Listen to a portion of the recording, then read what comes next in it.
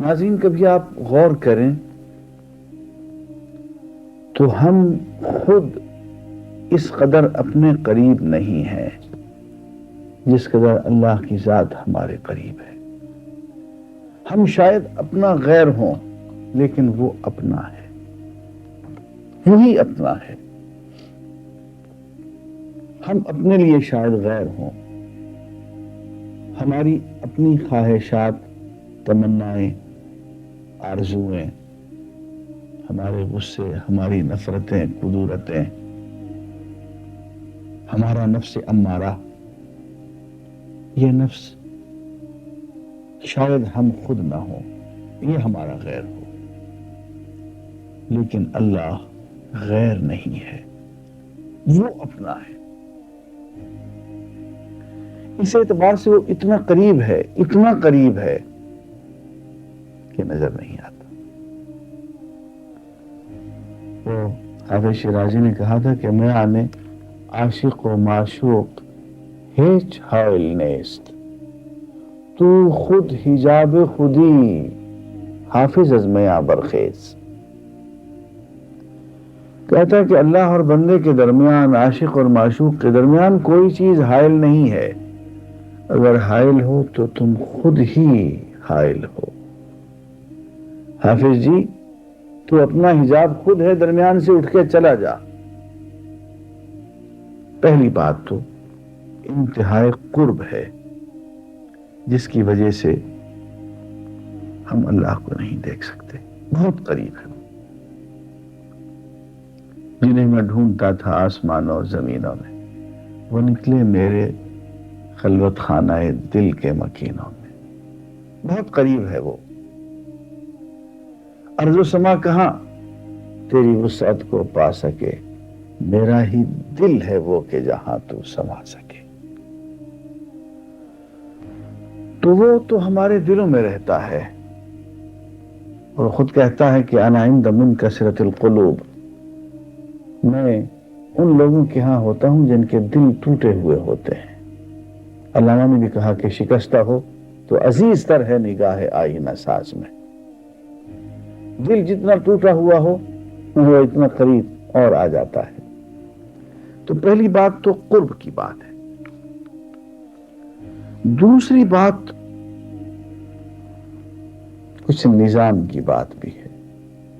دنیا میں بہت سی چیزیں جو ہم نہیں دیکھ پاتے، نظر کمزور ہے. مثلا ہم ایٹم کو نہیں دیکھ سکتے، اس لیے کہ اس کے لیے جس درجے کی خوردبین چاہیے وہ اندر لگی ہوئی نہیں ہے. بہت سی چیزیں ہم خوردبین کی مدد سے دیکھتے ہیں لیکن ننگی آنکھ سے نہیں دیکھ سکتے.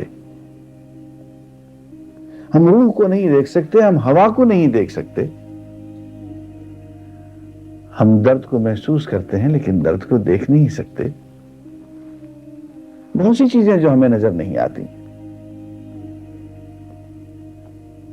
جھولیاں سب کی بھرتی جاتی ہیں، دینے والا نظر نہیں آتا. آپ ٹیلی فون سنتے ہیں، آواز آتی ہے لیکن بولنے والا دکھائی نہیں دیتا، وہ سرحد ادراک کے اس پار ہوتا ہے. تو ہر چیز کا نظر آنا ضروری نہیں ہوتا.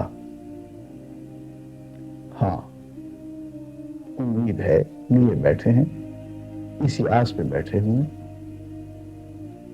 کہ اس سے ملیں گے، اسے دیکھیں گے،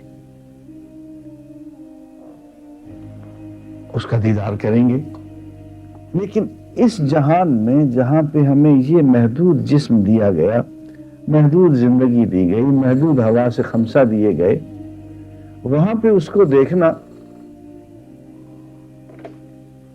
جی ہیلو، السلام علیکم ڈاکٹر صاحب. وعلیکم السلام. میں بھی آپ کا پروگرام دیکھ رہی تھی. جی جی ایک سوال کرنا ہے آپ جی سے. جی خدا کا تصور دنیا کے تمام مذاہب میں پایا جاتا ہے.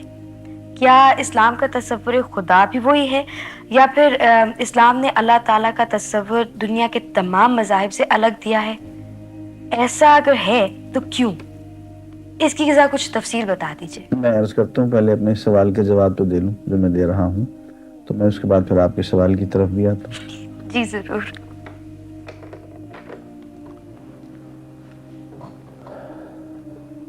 میں یہ عرض کر رہا تھا کہ اس دنیا میں جو نظام ہے ہمارے محدود حواس خمسہ کا، اس میں تو ہم مادی چیزیں نہیں دیکھ سکتے، ہم ایٹم کو نہیں دیکھ سکتے، ایٹم کے اندر چلتے پھرتے ناچتے پھدکتے الیکٹرونز پروٹونز کو نہیں دیکھ سکتے، اللہ کو کیا دیکھیں۔ لیکن ایک بات ہے ضرور کہ وہ نظر آتا ضرور ہے، اس کا دست قدرت مظاہر قدرت میں نمایاں ہو جاتا ہے۔ اس نے کہا کہ بے حجابی یہ کہ ہر ذرے میں جلوہ آشکار، اور اس پہ گھونگھٹ یہ کہ صورت آج تک نادیدہ ہے۔ تو اس کے دیکھنے میں جلدی نہ کریں۔ مجھے علامہ کی وہ شعر بھی یاد آ رہے ہیں جس میں انہوں نے تصویر اور تصویر گر کا مکالمہ سنایا ہے، ابھی پورا تو یاد نہیں، کچھ ایسا ہے کہ کہا تصویر نے تصویر گر سے، نمائش ہے تیری میرے ہنر سے، لیکن کس قدر نامنصفی ہے کہ تو پوشیدہ ہو میری نظر سے۔ آگے کچھ ایسا ہے کہ گراں ہے چشم بینا دیدہ ور پر، جہاں بینی سے کیا گزری شرر پر، نظر درد و غم و سوز و تب و تاب، تو اے ناداں قناعت کر خبر پر۔ تو اس دنیا میں تو ہم خبر پہ بھروسہ کریں گے اور دل میں آس لیے لیے اس کی طرف بڑھیں گے۔ منزل تو وہی ہے، ہمارا آخر مقصد محبوب حقیقی تو وہی ہے، جانا تو اسی کی طرف ہے، اس کو تو دیکھنا ہے، زندگی ساری اسی کے ہاں گزارنی ہے جا کے، تو نظر کیوں نہیں آئے گا؟ لیکن ذرا سے انتظار چاہیے۔ سوال جو میرے سامنے آیا ہے وہ کچھ اس طرح کا ہے کہ اسلام نے جو اللہ تعالیٰ کا تصور دیا ہے یہ وہی ہے جو دیگر مذاہب میں ہے، یا اسلام کا تصور دیگر ادیان اور مذاہب کے تصور سے مختلف ہے؟ مختلف ہے تو کتنا، اور اگر وہ وہی کا وہی ہے تو کتنا، اور فرق ہے تو کیوں؟ بات یہ ہے کہ اللہ تعالیٰ کا تصور تمام ادیان میں ایک ہی ہے۔ جتنے بھی دین آئے انبیاء انہیں لے کر آئے، تمام انبیاء کو بھیجنے والے خود اللہ تعالیٰ ہیں، تو تمام انبیاء نے اللہ تعالیٰ کا ایک ہی تصور پیش کیا، اس میں کہیں فرق نہیں ہے۔ اس اعتبار سے جتنے بھی دین آئے وہ ایک ہی ایک دین ہے، حقیقت کبریٰ ریئل تو وہی ایک ہے۔ لیکن بات یہ ہوئی کہ زمانے کے گزرنے سے کچھ بات بدلتی گئی، بگڑتی گئی، اس لیے خدا کے تصور میں بھی مختلف اقوام کے اندر جب ان کے دین کو آئے ہوئے ایک وقت گزر گیا تو اس میں کچھ تبدیلیاں آ گئیں، لوگوں نے اس کو بدل ڈالا، تحریف کر دیا۔ وہ آپ دیکھیں کہ مختلف دینوں میں بعض دینوں میں خدا کا تصور ایک خاندانی خدا کا ہے، وہ ایک خاندان کا خدا ہے، بس اسی خاندان کی وہ اس کو لک آفٹر کرتا ہے۔ ایک خدا کا تصور یہ بھی ہے کہ اس نے کائنات کو 6 دنوں میں پیدا کیا اور 6 دن بہت مصروف رہا اور 7ویں دن وہ تھک ہار گیا اور اس نے چھٹی کی۔ ایک خدا کا تصور ہے کہ وہ تھک ہار جاتا ہے۔ ایک خدا کا تصور یہ ہے کہ صاحب اولاد ہے، اس کی بیٹیاں، مختلف ادیان میں یہ باتیں پائی جاتی ہیں، قرآن مجید میں ان کا ذکر ہے۔ خدا کا ایک تصور یہ بھی ہے کہ بہت منتقم مزاج ہے، ایک سپہ سالار ہے وہ، اور وہ اس کے مزاج کے اندر بہت سختی ہے۔ ایک مثلا خدا کا یہ تصور دیتا ہے کہ وہ محبت کا سراپا ہے، اور اس نے اپنے اختیارات جو ہیں آگے اپنے بیٹے کو دے دیے، یہ بھی خدا کا تصور۔ خدا کا تصور ایک بھی ایک اس کو لاکھوں کروڑوں اوتاروں میں اور بتوں میں ڈھال کے رکھ دیا لوگوں نے. ایک مذہب میں خدا کا تصور جو ہے، بندے اور خدا کا تعلق جو ہے وہ باپ اور بیٹے کا بنتا ہے، خدا کو فادر کہا جاتا ہے. ادھر ہندوستان میں آ جائیے تو خدا کا تصور جو ہے ایک خاص مذہب میں بندے اور بیٹے کا خدا اور بندے کا تصور جو ہے وہ خامد اور بیوی کا تصور. آپ جا کے دیکھ لیجیے، سدا سہاگنیں آپ کو نظر آئیں گی، مرد چوڑیاں پہنے ہوئے نظر آئیں گے، صوفی صاحبان. وہاں ان کی اس مذہب کے جو مسٹک ہیں ان کا یہ تصور ہے. یہ سدا سہاگنیں کیا ہے؟ یہ اپنے آپ کو خدا کی بیویاں سمجھتے ہیں. تصور ہے خدا کا. زرتشت مذہب میں بھلائی کا خدا الگ ہے، برائی کا خدا الگ ہے. یہ یزداں ہے، وہ ہرمن ہے. تو مختلف مذاہب میں خدا کے تصورات جو ہیں وہ الگ الگ ہیں، لیکن یہ اس لیے نہیں کہ ان مذاہب کو لانے والے جو انبیاء تھے انہوں نے کوئی غلطی کی تھی، نہیں. وہ اس لیے کہ لوگوں نے اس کو پریزرو کرنے میں کوتاہی کی، اس کو محفوظ نہ رکھ سکے، اس میں تحریف ہو گئی، تبدیلی ہو گئی. اسلام نے جو سب سے بڑا کارنامہ سر انجام دیا ہے وہ اللہ تعالیٰ کے تصور کو انتہائی واضح انداز میں پیش کیا ہے، اور بالکل وہی تصور دیا ہے جو تمام انبیاء لے کر آئے. اسلام کا اصل کمال یہ ہے کہ یہ محفوظ رہ گیا، اس میں کوئی تبدیلی کا امکان نہیں ہے، کوئی تحریف ہونے کا امکان نہیں ہے. اب اللہ تعالیٰ کا جو تصور اسلام میں ہے وہ تو ایک بہت بڑی بات ہے. میں چند آیات پڑھ کے وہ انشاءاللہ آپ کے سامنے وہ واضح کروں گا. لیکن ایک بہت اہم بات یہ ہے ہمارے ہاں کہ ہمارے ہاں بھی دیگر مذاہب کی طرح سے اللہ کا اور بندے کا ایک محبت کا رشتہ بتایا گیا ہے. گاڈ از لو، ہمارے میں یہی کہا جاتا ہے. حتیٰ کہ مولانا فضل الرحمان گنج مراد آبادی جب لفظ اللہ کا ترجمہ کرتے ہیں اپنی اس زمانے کی ہندی میں، بہت خوبصورت ترجمہ ہے، مجھے تو بہت پیارا لگتا ہے. وہ اللہ کا ترجمہ من موہن کرتے ہیں. من موہن یعنی دلوں کا محبوب. تو محبت کا تصور ہمارے ہاں بھی ہے، لیکن ایک بہت اہم بات جو ہے ہمارے یہاں بھی مامتا کا تصور ہے.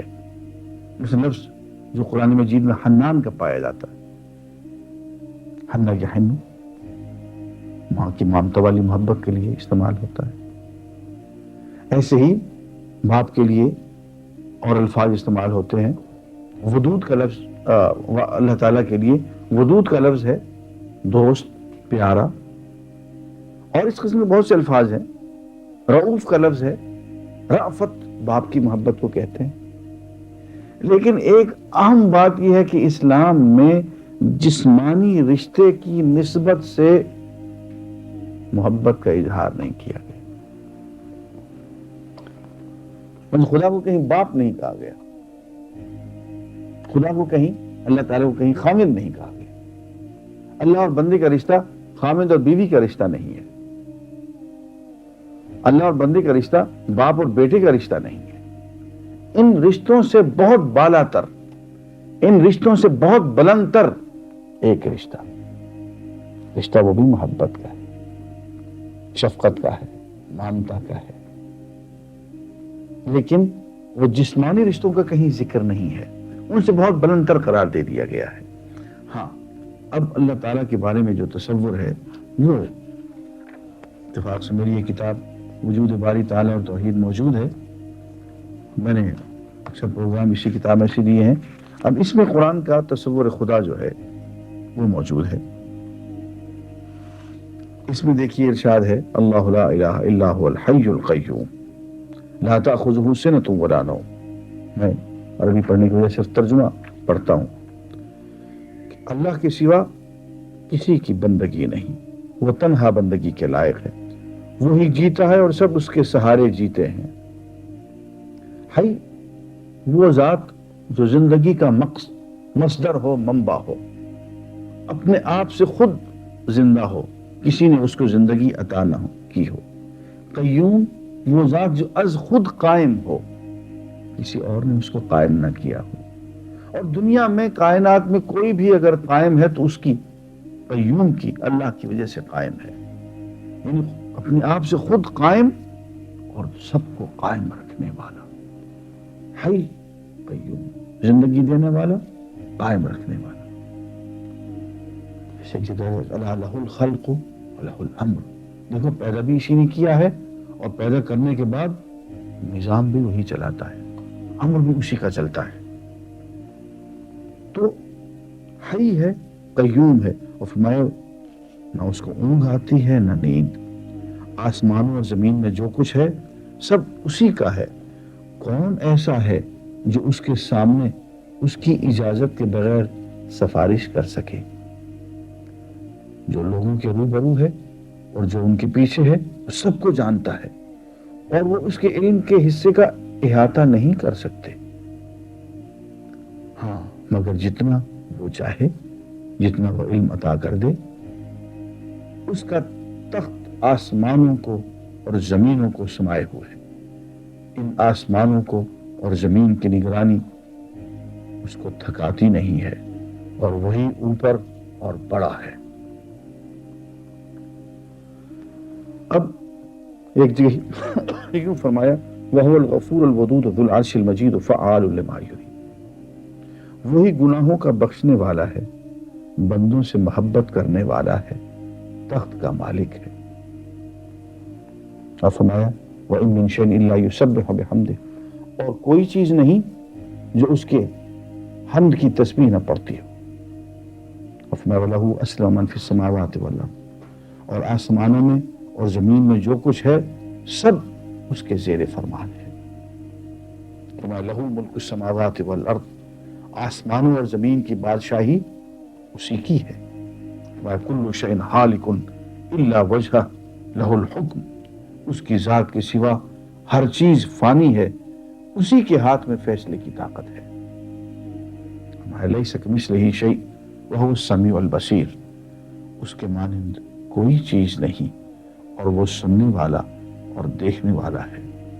اور پھر آخر میں یہ بھی پڑھیے وَإِن يَمْسَسْكَ اللَّهُ بِضُرٍّ فَلَا كَاشِفَ لَهُ إِلَّا هُوَ وَإِن يُرِدْكَ بِخَيْرٍ فَلَا رَادَّ لِفَضْلِهِ يُصِيبُ بِهِ مَن يَشَاءُ مِنْ عِبَادِهِ وَهُوَ الْغَفُورُ الرَّحِيمُ، اور اگر اللہ تجھے مصیبت پہنچائے تو اس کے سوا اس کا دور کرنے والا اور کوئی نہیں، اور اگر وہ تیرے ساتھ بھلائی کرے تو اس کے فضل و کرم کو کوئی روکنے والا نہیں۔ اپنے بندوں میں سے جس کو چاہے اپنے فضل سے ممتاز کرے، اور وہی گناہوں کو معاف کرنے والا، رحم کرنے والا ہے۔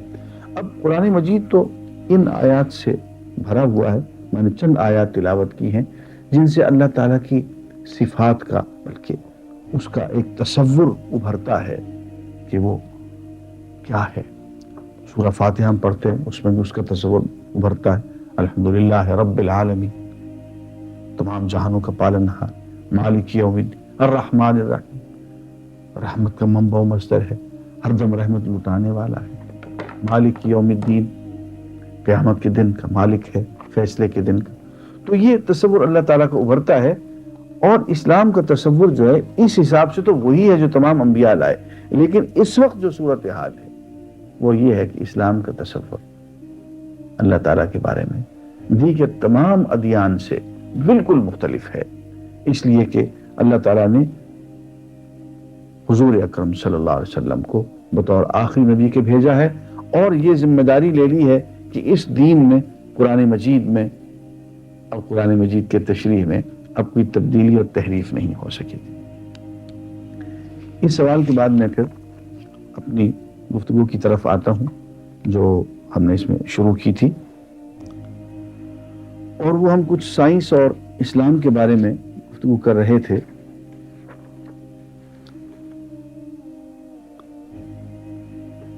اس دور میں ایک عجیب و غریب چیز ہمیں معلوم ہوتی ہے جو سائنس نے بیان کی ہے، اور وہ ہے کلوروفل۔ جب نباتات پہ پانی ڈالا جاتا ہے تو ایک سبز رنگ کا مادہ پیدا ہوتا ہے جسے کلوروفل کہتے ہیں۔ یہ کلوروفل نباتات میں پھل اور دانے کی افزائش کا سبب بنتا ہے۔ یہ ایک اس دور کی دریافت ہے۔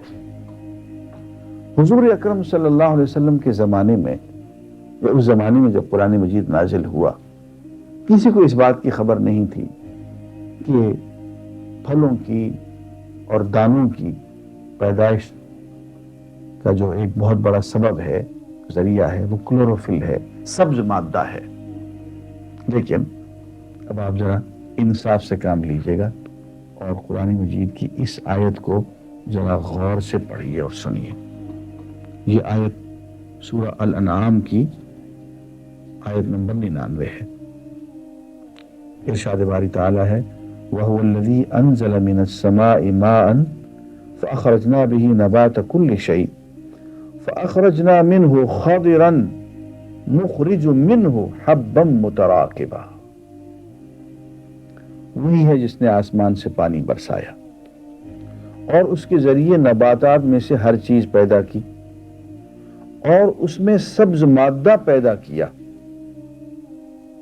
فَأَخْرَجْنَا مِنْهُ خَضِرًا، سبز مادہ پیدا کیا۔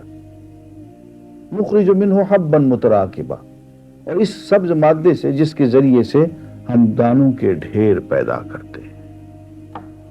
اب قرآن کا یہ کہنا کہ اس سبز مادے کے ذریعے سے ہم دانوں کے ڈھیر پیدا کرتے ہیں، اور اس دور میں یہ بات کہہ دینا، ظاہر ہے کہ اس دور کے لوگوں کو تو یہ بات سمجھ میں نہیں آئی ہوگی کہ سبز مادے کے ذریعے سے کس طرح سے دانوں کے ڈھیر پیدا ہوتے ہیں۔ اسی کو کلوروفل کا انہیں کوئی کانسیپٹ نہیں تھا۔ لیکن آج کے دور میں جس شخص نے سائنس پڑھی ہو اور اس کو پتا ہو کہ 20ویں صدی میں کلوروفل دریافت ہوئی اور سبز مادے کی اہمیت معلوم ہوئی، اور یہ سبز مادہ جو ہے اس کے ذریعے سے دانوں کے ڈھیر پیدا ہوتے ہیں، تو وہ یہ کہے بغیر رہ سکتا ہے کہ یہ کلام جو ہے یہ اللہ تعالیٰ کا کلام ہے، کیونکہ یہ باتیں اس دور میں کسی کو بھی معلوم نہیں تھی۔ اس قسم کی اور بہت سی باتیں ہیں جو ہم آگے چل کے قرآن مجید سے متعلق بیان کریں گے۔ وآخر دعوانا الحمدللہ۔